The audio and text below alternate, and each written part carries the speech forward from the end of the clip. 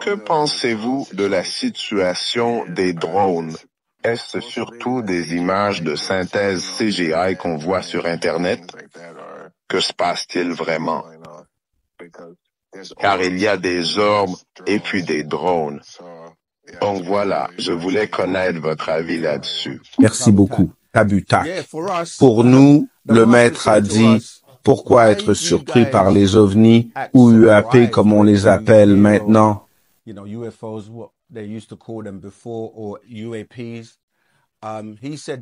disait qu'ils sont là depuis toujours, vivant ici, allant et venant. Et pour nous, amusant, en fait, en tant que Sabéens ou Nuapiens, car le maître nous parlait des extraterrestres dès le début, expliquant qu'il était un Ilamu Tajassid, un avatar, venu ici, à bord d'un vaisseau. D'où il vient, ils ont plein d'engins. Il nous l'a enseigné et montré dans les Écritures.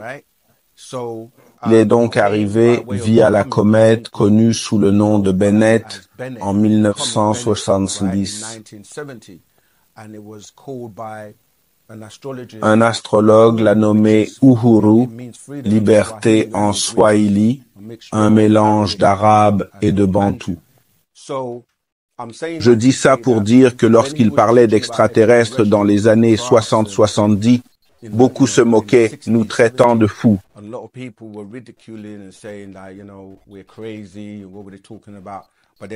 Mais il nous a montré dans les Écritures, Daniel, l'Apocalypse, Ésaïe. Il y a de nombreux passages dans la Bible, comme la nuée guidant les Israélites ou l'étoile que suivaient les mages menant à Yahshua, une étoile qui s'arrêtait, attendait, manœuvrait et tournait. L'histoire des Anunnaki. Nibiru et Elijah Muhammad parlaient du vaisseau mère que nous connaissons sous le nom de la cité de cristal. Nibiru ne peut entrer dans notre système solaire car elle est trop grande. Ça perturberait les planètes. Des cités de cristal ont été envoyées avec différentes villes à l'intérieur et plusieurs navires appelés Shams. Un d'entre eux a en fait été filmé dans le golfe Brill il y a plusieurs années. Je dis ça pour dire qu'il a toujours affirmé qu'on vivrait l'époque où les extraterrestres seraient normaux. Et avec le temps, ils ont étouffé ces affaires. Quand les gens voyaient des ovnis ou parlaient d'aliens, on les traitait de fous, comme pour l'incident de Roswell. Il y a eu de nombreux incidents à travers les années, dans diverses cultures, des enlèvements, des témoignages. On arrive en 2024 et il nous avait dit que ça deviendrait courant. Alors, que fait l'adversaire? Ils essaient de semer le chaos. Souvenez-vous, à chaque action, sa réaction opposée, avec du bon et du mauvais en tout. Vous avez donc des enfants en or et puis des enfants de feu. Il y a Yahweh, Séraphin et Chérubin.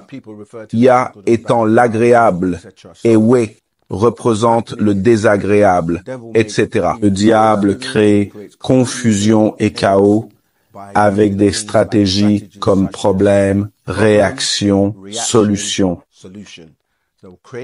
Créer un problème, observer la réaction, puis proposer une solution. Pour les drones, il y a de vrais extraterrestres, des faux, et vous savez, la technologie permet des hologrammes.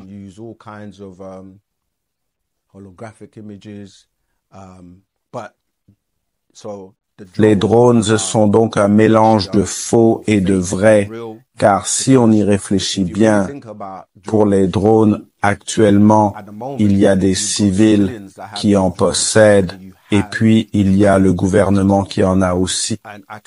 J'ai conseillé une série Netflix, le nom m'échappe, mais ça va me revenir. Bref, je m'en souviendrai d'ici ce soir. C'est une série avec des drones, car les gens sont confinés dans leur ville et ces drones surveillent et traquent. Je dis ça car le gouvernement, en prétendant que les drones sont dangereux, incontrôlables et menaçants, peut voter une loi, lever des fonds par l'impôt pour la sécurité, interdire les drones civils, mais garder ceux du gouvernement. Mais bon, ça rejoint le sujet des extraterrestres de plus en plus visible. Donc oui, il y a des agendas. Il faut rester vigilant, continuer de regarder l'espace.